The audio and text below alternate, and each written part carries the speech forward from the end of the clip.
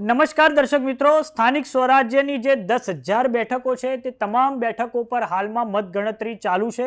ત્યારે સૌથી રસપ્રદ પરિણામો એ રાજકોટથી સામે આવ્યા છે અને ખાસ કરીને રાજકોટ જિલ્લાની જે ગોંડલ બેઠકો છે ત્યાંથી પરિણામો સામે આવ્યા છે। સૌપ્રથમ વાત કરીશું ગોંડલ નગરપાલિકાની।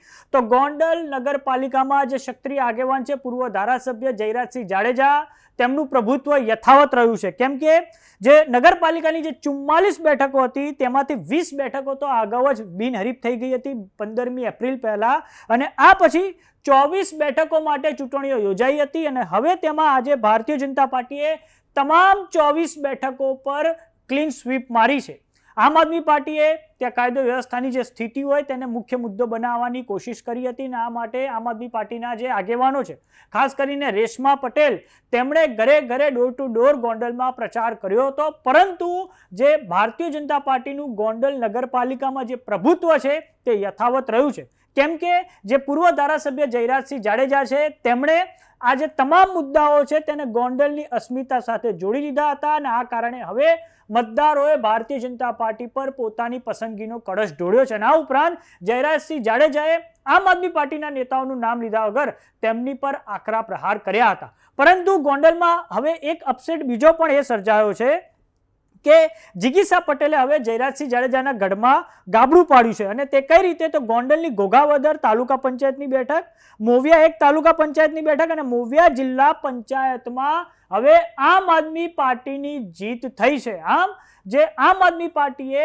ભારતીય જનતા પાર્ટીને ત્યાં ખૂબ મોટું ડેન્ટ કર્યો છે અને આપણે જણાવી દઈએ કે કોંગ્રેસ પક્ષ આખા ગોંડલમાં હવે 3જા નંબરે ધકેલાઈ ગયો છે। આમ જ્યારથી ચૂંટણીઓ જાહેર થઈ તે અગાઉથી જ રાજકોટનું ગોંડલ ખૂબ ચર્ચામાં હતું, કેમ કે છેલ્લે મે 2025માં અલ્પેશ કથિરિયા અને જિગીસા પટેલ તેઓ ગોંડલ ગયા હતા, ગોંડલને મિર્જાપુર કહ્યું હતું ને આ પછી ગણેશ જાડેજાના જે સમર્થકો હતા તેમણે તેમને કાળા વાવટા બતાવ્યા હતા અને આ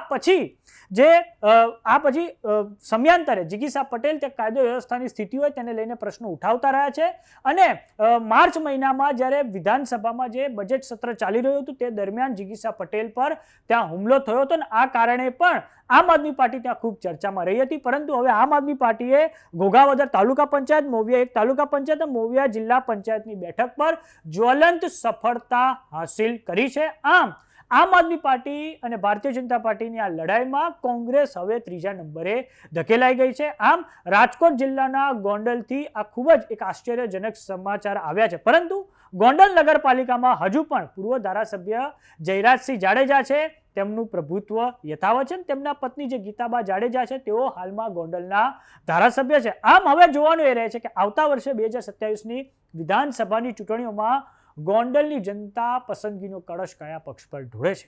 તો સમાચારોમાં અત્યારે બસ આટલું। જોતા રહો જમાવટ। જો તમામને યુટ્યુબ પર જોઈ રહ્યા તો સબસ્ક્રાઇબ કરો, જો તમામને ફેસબુક પર જોઈ રહ્યા તો ફોલો કરો, સાથે જ અમારી વોટ્સએપ ચેનલ આવી ગઈ છે, જોઈન કરવાનું ના ભૂલતા। નમસ્કાર।